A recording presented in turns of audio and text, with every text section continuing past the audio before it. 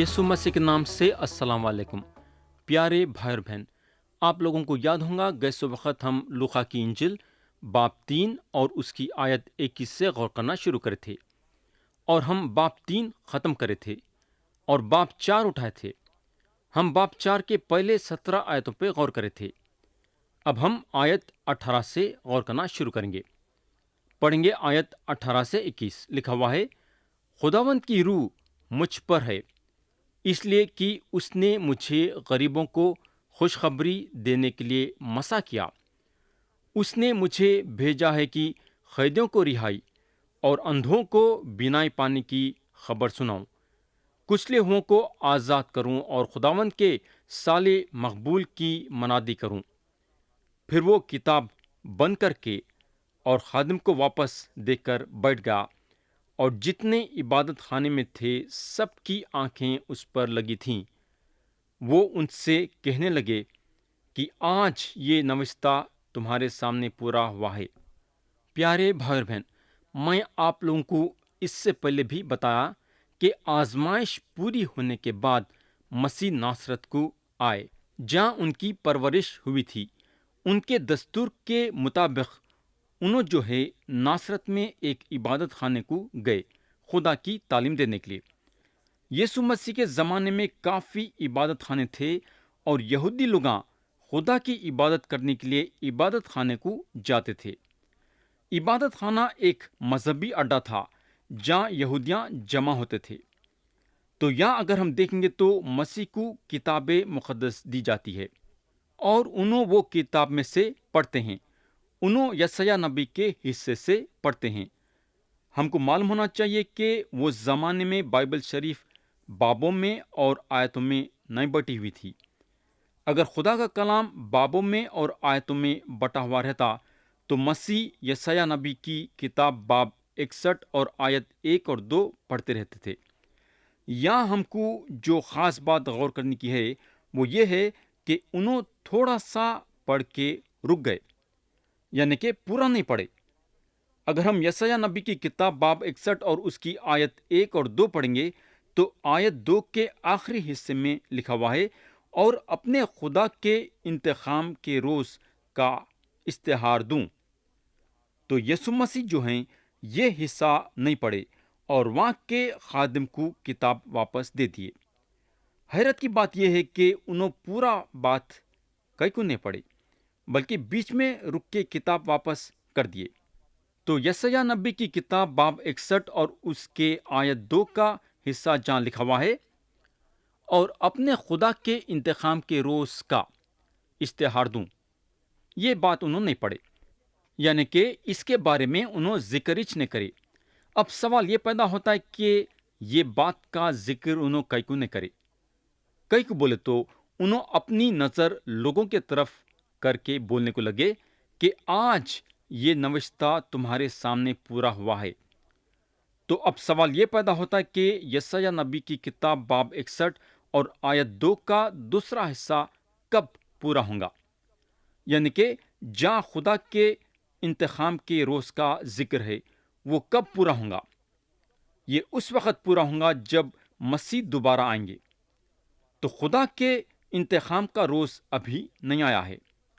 अब सवाल ये पैदा होता है कि खुदा के इंतखाम का रोज़ क्या है, आखिर ये क्या चीज़ है।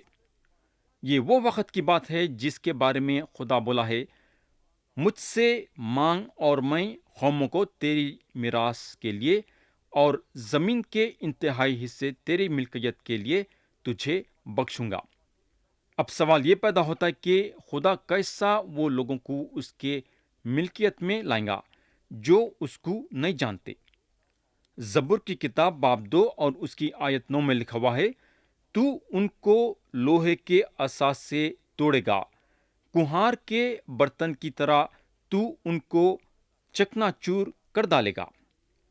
तो प्यारे भाई बहन, खुदा उनके बंदिश को तोड़ के अपने तरफ रुजू करेगा और अपने मिल्कियत में हिस्सा देगा। तो इस तरीके से खुदा अपनी हुकूमत कायम करेगा। ये दिन इंतखाम का दिन रहेगा। ये खुदा का बहुत बड़ा दिन रहेगा और ये उस वक्त आएगा जब यीशु मसीह दोबारा आएंगे انہوں پہلی دفعہ جو آئے وہ سب لوگوں کو اپنی خوشخبری سنانے کے لیے آئے تاکہ لوگ نجات پائے ویسا۔ ان کے اوپر پاک روح کا مسا تھا اور انہوں پاک روح کے طاقت سے آئے لوگوں کو اپنی خوشخبری سنانے کے لیے۔ آج ہم جو دنیا میں زندگی گزار رہے ہیں وہ خوشخبری کے دن ہیں، مگر جب مسیح دوبارہ آئیں گے تو انتقام لینے کے لیے آئیں گے۔ یہ دن خدا کے انتقام کا دن رہے گا۔ آیت 22 پڑھیں گے، اور سب نے اس پر گواہی دی اور ان پرفضل باتوں پر جو اس کے منہ سے نکلتی تھیں تعجب کر کے کہنے لگے، کیا یہ یوسف کا بیٹا نہیں؟ تو پیارے بھائی بہن، جب لوگ مسیح کے طرف نظر کریے تو ان لوگ یہ یاد کرنے لگے کہ مسیح یوسف کے بیٹے ہیں جو بڑائی کا کام کرتے تھے، اور ایک بڑائی کے بیٹے کے حیثیت سے دیکھنے کی وجہ سے ان لوگوں کے آنکھاں سچائی کو دیکھنے سے بند ہو گئے۔ ان لوگ جب ان کو ایک بڑائی کے بیٹے کے حیثیت سے دیکھے تو اپنے دل میں یہ بات لائے کہ ایک بڑائی کا بیٹا کیسا مسیحا ہو سکتا، ایک بڑائی کا بیٹا کیسا دنیا کا منجی ہو سکتا۔ آیت 23 سے 27 میں لکھا ہوا ہے، اس نے ان سے کہا، تم البتہ یہ مثل مجھ پر کہو گے کہ اے حاکم، اپنے آپ کو تو اچھا کر۔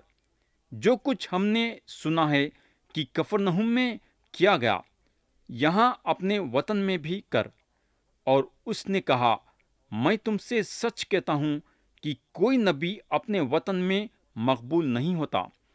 اور میں تم سے سچ کہتا ہوں کہ ایلیا کے دنوں میں جب 3.5 برس آسمان بند رہا، یہاں تک کہ سارے ملک میں سخت کال پڑا، بہت سی بیوہ عورتیں اسرائیل میں تھیں، لیکن ایلیا ان میں سے کسی کے پاس نہ بھیجا گیا مگر ملک سیدا کے شہر سرفت میں ایک بیوہ عورت کے پاس۔ اور الیشا نبی کے وقت میں اسرائیل کے درمیان بہت سے کوڑی تھے، لیکن ان میں سے کوئی پاک صاف نہ کیا گیا مگر نامن سوریانی۔ تو یہاں اگر ہم دیکھیں گے تو یسوع مسیح ایک اچھا سا مثال لے کے ایک اچھی طریقے سے لوگوں کو سمجھائے ہیں۔ یہاں جو ہے مسیح 2 انسانوں پہ نظر کرے جو اسرائیل کے زمین سے باہر تھے، سرفت کی بیوہ عورت اور نامن کوڑی جو سوریانی کا تھا، جن کے زندگی میں خدا بہت بڑا معجزہ کرا۔ یہاں یسوع مسیح اپنے لوگوں کو یہ بتانا چاہ رہے ہیں کہ ان کے لوگ ان کو قبول نہیں کرنے سے خدا کے طرف سے ایک بہت بڑی برکت کھو دے رہے ہیں۔ انہوں ان لوگوں کو یہ بتانا چاہ رہے ہیں کہ تم لوگ کئی کوڑیوں کے اور بیواؤں کے ویسا ہیں جو وہ زمانے میں شفا نہیں پائے تھے، یعنی کہ ایلیا نبی کے زمانے میں شفا نہیں پائے تھے۔ آیت 28 سے 30 میں لکھا ہوا ہے، جتنے عبادت خانے میں تھے ان باتوں کو سنتے ہی غصے سے بھر گئے اور اٹھ کر اس کو شہر سے باہر نکالا اور اس پہاڑ کی چوٹی پر لے گئے جس پر ان کا شہر آباد تھا، تاکہ اسے سر کے بل گرا دیں، مگر وہ ان کے بیچ میں سے نکل کر چلا گیا۔ پیارے بھائی بہن، مسیح کے خود کے علاقے کے لوگ ان کا انکار کر دیے۔ انکار کرنے کے ساتھ ساتھ ان کو موت کے گھاٹ اتارنا چاہتے تھے۔ ان کو پہاڑ پہ لے کے گئے تاکہ ان کو پہاڑ پہ کے چوٹی پہ سے ڈھکیل دیا ویسا، مگر مسیح آرام سے اپنے آپ کو یہ لوگوں کے بیچ میں سے نکال دیے۔ ان کا نکل جانا ایک بہت بڑا معجزہ تھا۔ آیت 31 پڑھیں گے، لکھا ہوا ہے، پھر وہ گلیل کے شہر کفرنہوم کو گیا اور وہ سبت کے دن انہیں تعلیم دے رہا تھا۔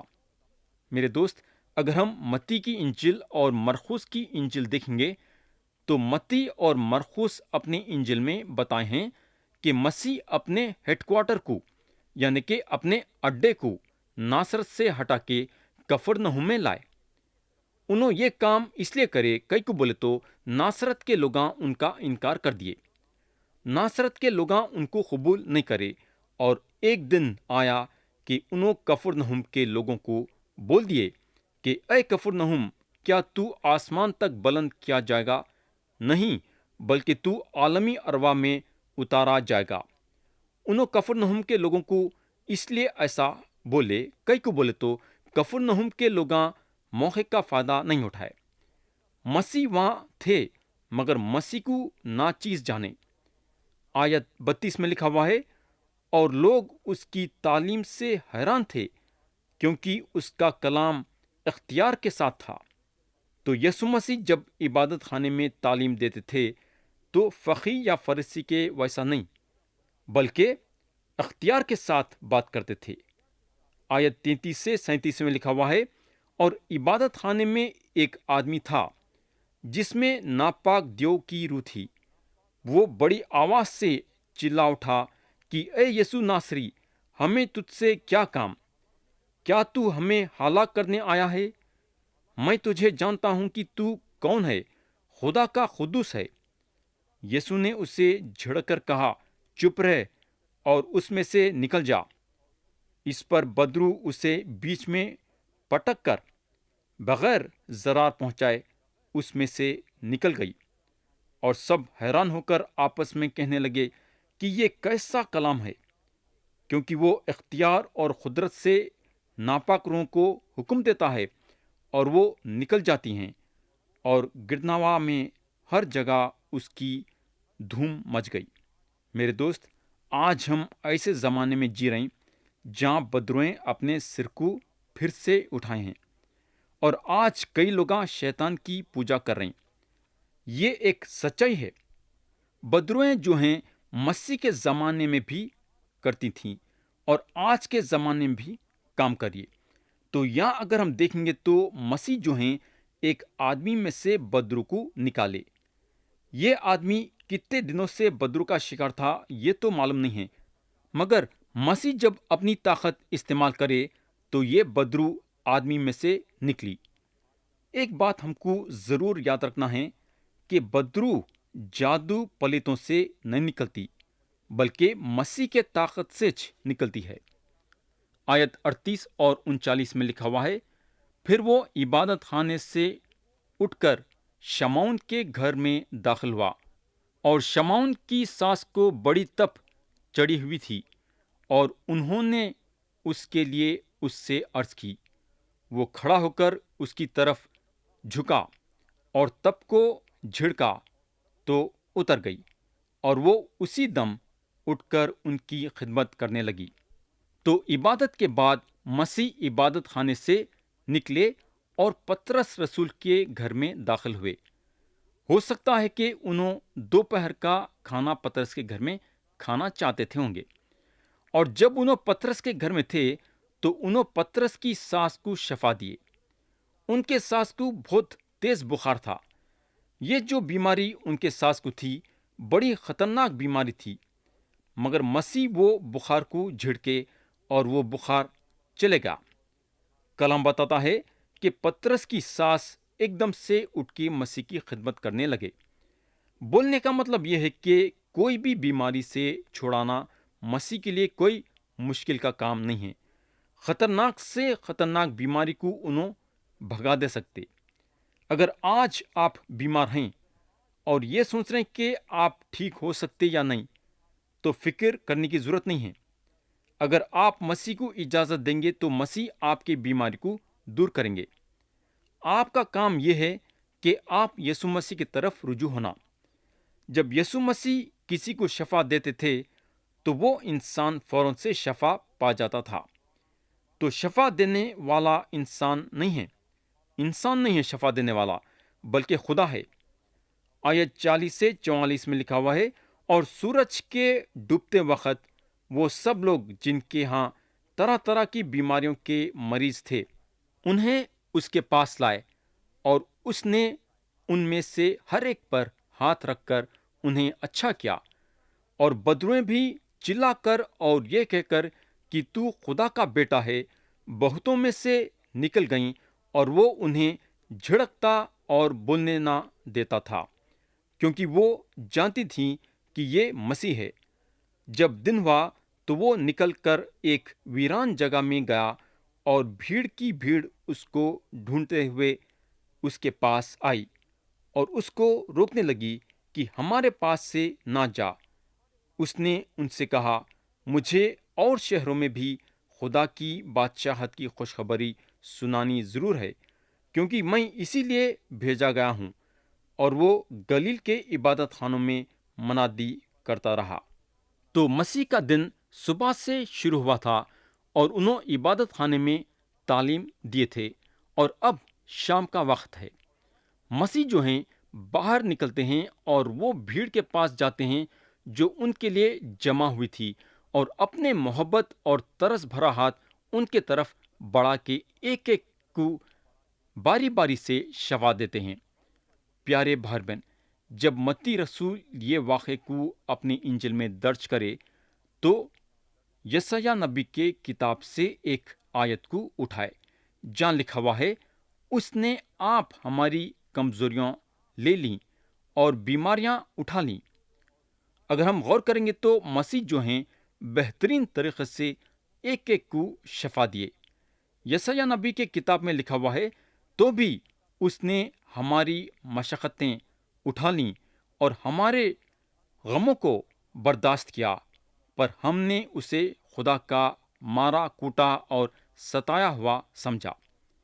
تو پیارے دوست، یہ بات کے باوجود کہ اسرائیل قوم وہ زمانے میں مسیح کو خدا کا مارا کوٹا اور ستایا ہوا سمجھی، تو بھی مسیح ہمارے کمزوریوں کو لے لیے اور ہمارے بیماریوں کو اٹھا لیے۔ مسیح جو ہیں ترس کھاتے تھے، اور جب لوگ ان کے پاس آتے تھے تو انہوں ان لوگوں کو شفا دینے کے لیے پیچھے نہیں ہٹتے تھے۔ لوگوں پہ ترس کھانا ہمارے زندگی کا ایک بہت بڑا حصہ ہونا چاہیے۔ ترس کھانا یعنی کہ دوسروں کے بوجھ کو اٹھا لینا ہمارے زندگی کا ایک بہت بڑا حصہ ہونا چاہیے۔ خدا کا کلام ہم کو صاف صاف بتاتا ہے کہ ہم ایک دوسروں کے بوجھ کو اٹھا لینا۔ گلاطیوں کے خط میں لکھا ہوا ہے، تم ایک دوسروں کا بار اٹھاؤ اور یوں مسیح کی شریعت کو پورا کرو۔ تو پیارے بھائی اور بہن، جو اپنا دل کھول کے مسیح کے پاس آئے شفا پانے کے لیے، تو مسیح ان لوگوں کو شفا دیے۔ آج بھی اگر آپ اپنا دل کھول کے مسیح کے پاس آئیں گے شفا پانے کے لیے، تو مسیح آپ کو شفا دینے کے لیے تیار ہیں۔ تو یہاں ختم ہوا لوقا کی انجیل کا 4واں باب۔ اب ہم لوقا کی انجیل کا 5واں باب اٹھائیں گے۔ اگر ہم باب 5 دیکھیں گے تو باب 5 جو ہے 5 حصوں میں بٹا ہوا ہے۔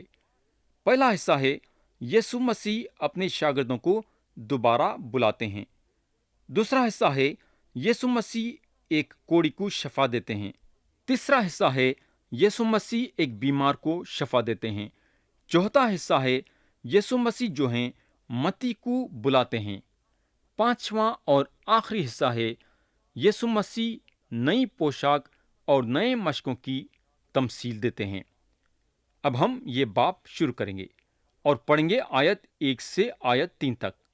لکھا ہوا ہے، جب بھیڑ اس پر گری پڑتی تھی اور خدا کا کلام سنتی تھی، اور وہ گنسرت کی جھیل کے کنارے کھڑا تھا، تو ایسا ہوا کہ اس نے جھیل کے کنارے 2 کشتیاں لگی دیکھیں، لیکن مچھلی پکڑنے والے ان پر سے اتر کر جال دھو رہے تھے۔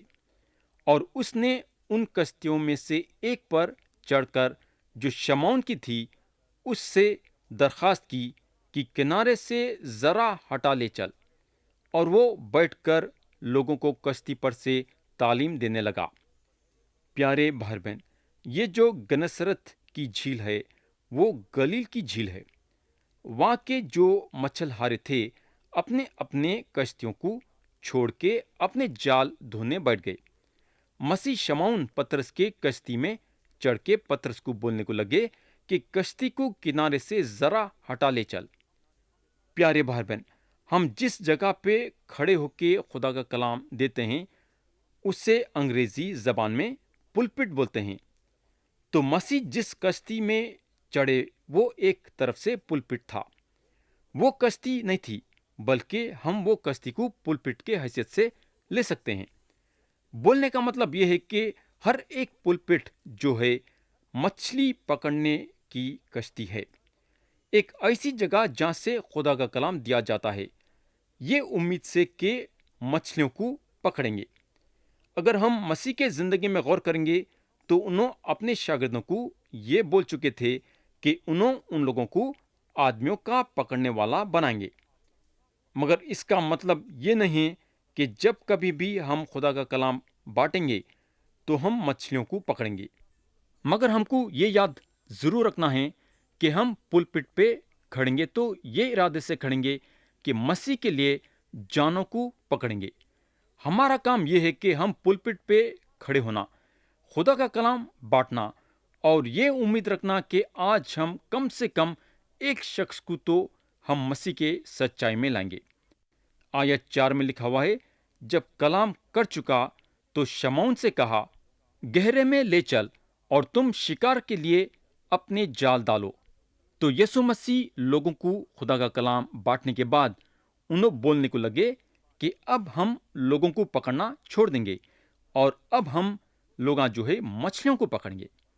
متی اور مرقس ہم کو یہ بتاتے ہیں کہ پہلی مرتبہ جب مسیح یہ لوگوں کو بلائے تو انہوں اس وقت جھیل کے کنارے چل رہے تھے اور شمعون پترس اور ان کے بھائی اندریاس کو مچھلی کے جال کو پانی میں ڈالتے ہوئے دیکھے۔ یہ لوگاں مچھل تھے اور یسوع مسیح ان لوگوں کو بولنے کو لگے، میرے پیچھے چلے آؤ تو میں تمہیں آدمیوں کا پکڑنے والا بناؤں گا۔ مگر ان کے شاگردوں کے زندگی میں دیکھیں گے تو ان کے شاگرد پھر سے مچھلیاں پکڑنے کا دھندا شروع کر دیے۔ یسوع مسیح کا بلاوا ان کے لیے 3 مرتبہ تھا۔ انہوں تو بہت سارے شاگردوں سے یروشلم میں ملے۔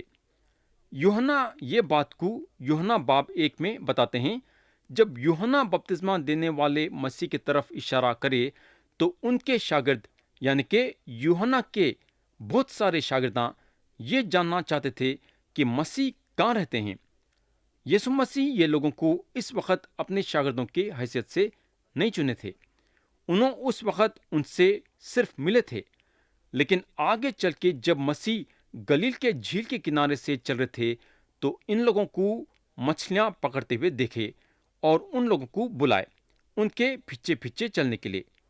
اس وقت ان لوگاں اپنے جالوں کو چھوڑ کے ان کے پیچھے ہو گئے اور اب ان لوگاں اپنے مچھلی پکڑنے اور بیچنے کا دھندے پہ لگ گئے۔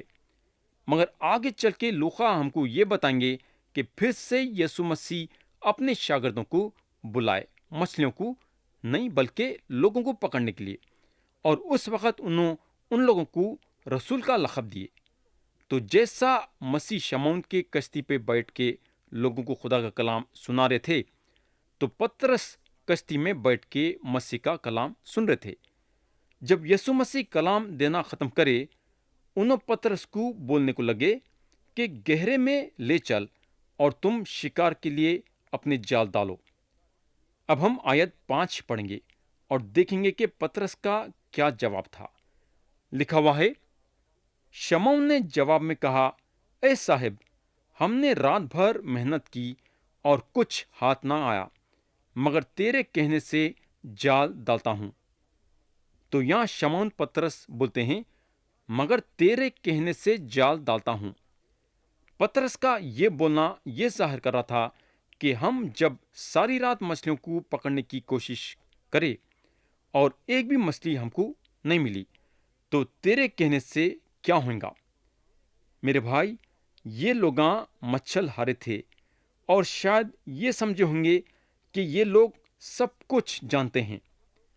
ایک صاحب جو ہیں اپنے ہاتھ کے نیچے کام کرنے والوں کو ایک حکم دیے۔